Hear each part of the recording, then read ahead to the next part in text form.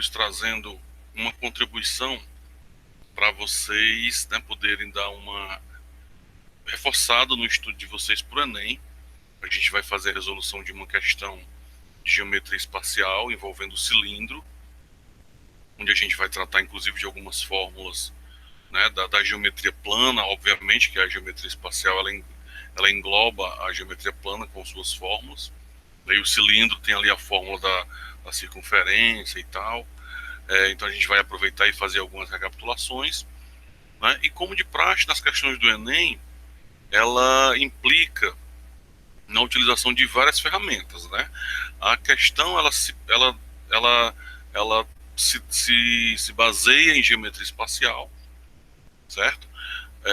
Mas ela acaba forçando o candidato a utilizar as outras ferramentas matemáticas.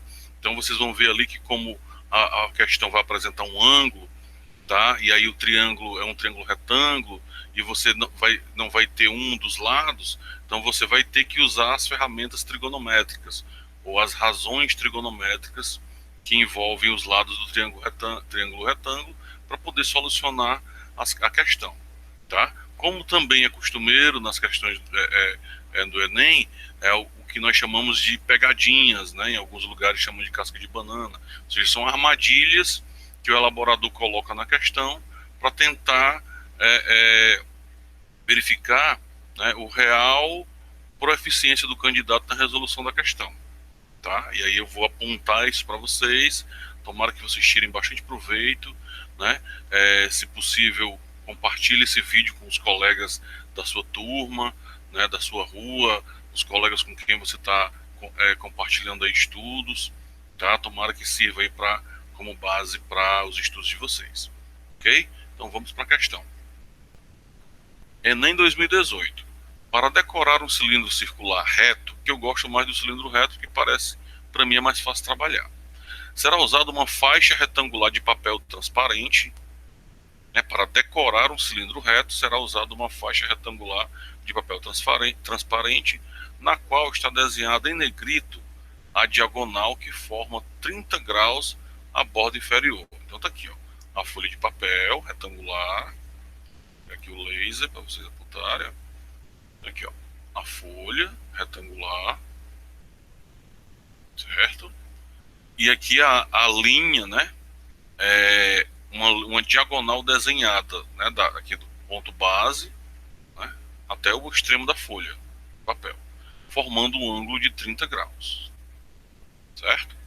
Ele já diz pra gente aqui, eu já vou anotar aqui, que o raio da base mede 6 dividido por π, 6 dividido por π centímetros. E ele informa que ao enrolar a faixa, obtém-se uma linha em formato de hélice, como na figura. Aqui ele está falando isso daqui, ó. Quando você enrolar aqui a folha de papel, né, no cilindro, certo? Vai formar essas hélicezinhas aqui. Aqui eu queria relembrar para vocês, isso aqui são tipo aquelas hélicezinhas que você encontra muito hoje nas portas das barbearias modernas. Sempre tem um trocinho desse aqui girando, né, em forma de espiral. Isso aqui eles vão chamar de hélices. Quando vocês virem agora, vocês vão lembrar. E ele quer saber, né, o valor da medida da altura. Ele quer descobrir a altura, né, do cilindro. Tá aqui, ele quer saber a altura do cilindro. Quer saber quem é o H. Ou seja, a folha de papel tem a mesma altura do cilindro e a gente não sabe. Tá bom? Como de praxe, eu acho que vocês devem estar esperando por isso, as provas do Enem podem ter pegadinhas, cascas de banana, como a gente costuma falar. E eu vou apontar para vocês onde está a casca de banana dessa questão. Tá? Se você não prestar atenção nessa parte aqui da questão, aqui está a casca de banana junto com esse pedaço aqui da figura. Se você desconsiderar essa parte que eu marquei de vermelho e desconsiderar essa explicação que eu dei da hélice, lembrando da porta de entrada dos barbeiros e tal, você tem uma tendência a errar essa questão, tá? Porque nós vamos ter que fazer o seguinte, como ele deu o raio da base, então nós vamos calcular aqui, né, quanto mede essa circunferência, qual é a medida da circunferência, tá? Porque a medida da circunferência vai me dizer, né, quantas vezes aqui, ó, quanto mede aqui essa folha de papel. Ela vai ser enrolada várias vezes, certo? E eu preciso saber quantas vezes ela foi enrolada aqui, nesse cilindro. E aí essa figura está aqui exatamente para me dizer isso, ó. Então, à medida que eu fui enrolando aqui, ó, enrolando, quando eu dei a primeira volta, mais ou menos aqui, tá? Eu encostei nesse ponto aqui, ó, certo? Que foi essa volta aqui, ó, volta 1. Vou chamar de volta 1. Quando eu continuei enrolando, eu paro, mais ou menos aqui, esse pedaço aqui encostou aqui, ó, a volta 2. Aqui a volta 2, ó. Tá? Aqui é a casca de banana. Você podia fazer a questão sem atentar para isso, mas aí você ia errar. Continuei tentando aqui, enrolando o papel, encontrei o ponto de encontro número 3, ó, que é a volta 3. Ó. Continuei enrolando, volta 4, né? E aí aqui, ó, volta, na verdade a 1 é essa daqui, ó, 1, 2, 3, 4, 5, e ele deu uma outra volta aqui, volta 6, ó, certo? Né? 1, 2, 3, 4, para não deixar dúvida, 5, tá? 5, vou apagar porque não ficou legal, que vocês têm que ver que foram dadas 6 voltas. E aí a linha que está desenhada em negrito fez a desenho dessa espiral. Então aqui, ó, né? Aí aqui ele deu a última volta e encontrou de novo aqui aquela linha, que é exatamente essa linha aqui.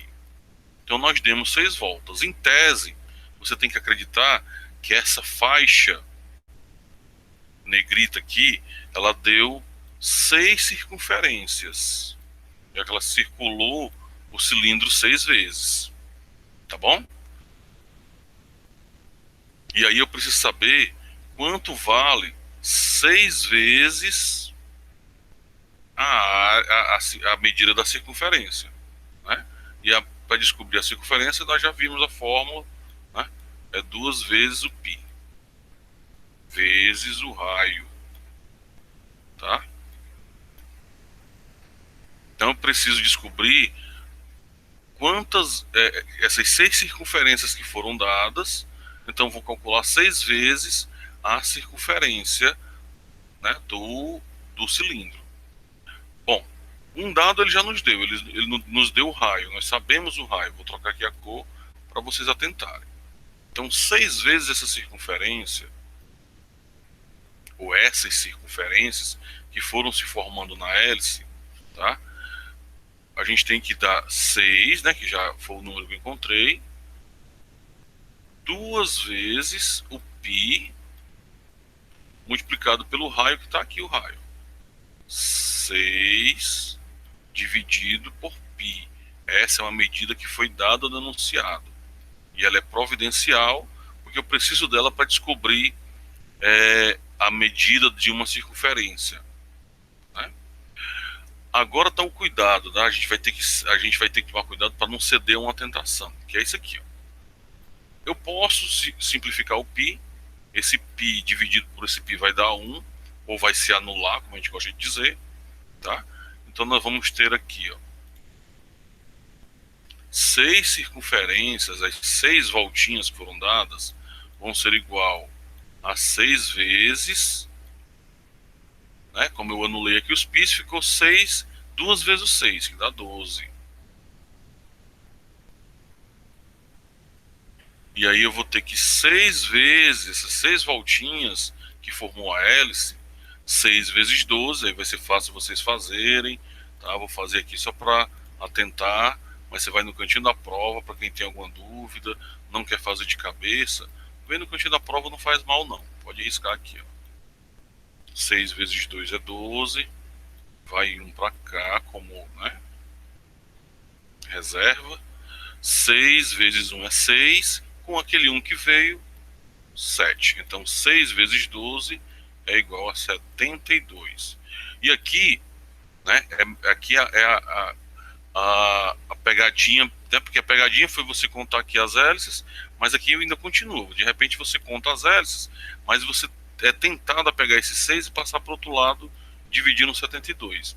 E você não deve fazer isso. Porque se você fizer isso, se você tirar o 6 daqui, você vai descobrir quanto vale uma voltinha dessa, uma circunferência.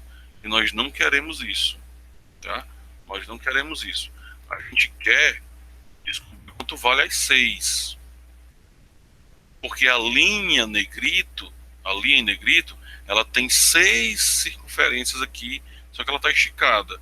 Aqui a volta 1, a volta 2, a volta 3, a volta 4, a volta 5 e a volta 6.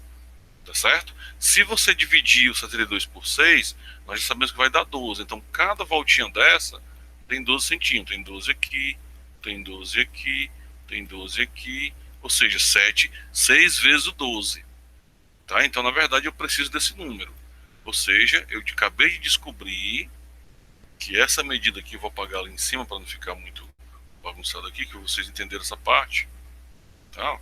Então, acabei de descobrir o seguinte, vou fazer até de outra cor aqui para você ficar atento, que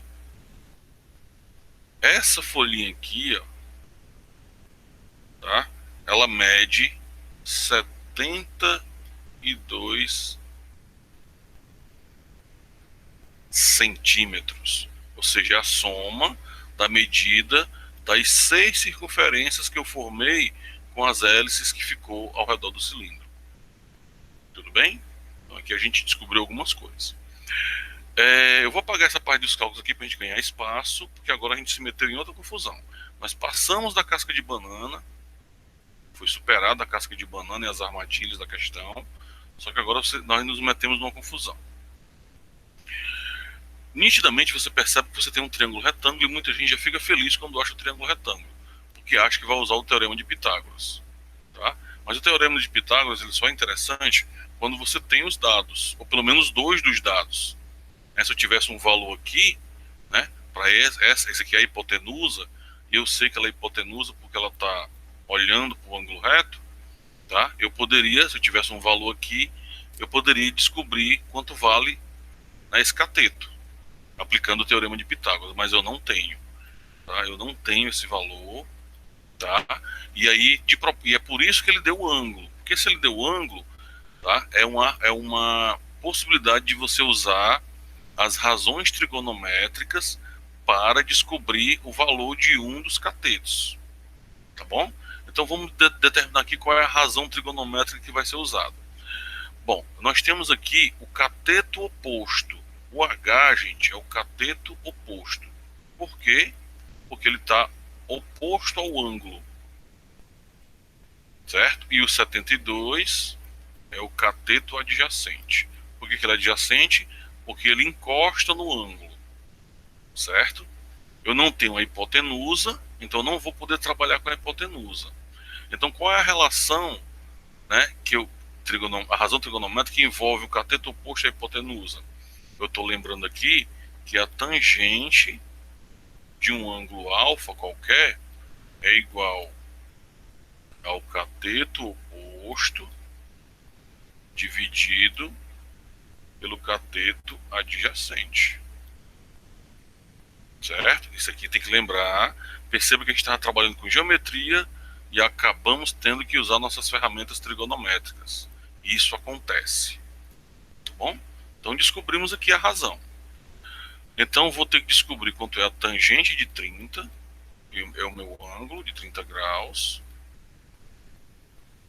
Tá? Esse 3 ficou parecendo um Z, por isso que eu vou ajeitar ele. 30. O cateto oposto é o próprio H, porque é o que eu quero descobrir. O cateto adjacente eu consegui calcular, né, que é o 72. E aí tem aquela tabelinha, porque eu preciso saber quanto vale a tangente de 30. Tá? E aí muita gente memoriza aquela tabelinha dos ângulos notáveis, tá bom? Aí fica a cargo de vocês. Mas eu lembro que a tangente de 30, até nem precisa botar tangente. Quem é a tangente de 30? Para quem memorizou, é a raiz de 3 dividido por 3. Essa é a tangente de 30, que é igual ao cateto oposto que eu quero descobrir, dividido pelo cateto adjacente, que foi o que eu consegui encontrar. E agora virou matemática da terceira série. Eu vou só fazer aqui uma regra, né, de 3, tranquilamente. Né, o produto dos extremos é igual ao produto dos meios.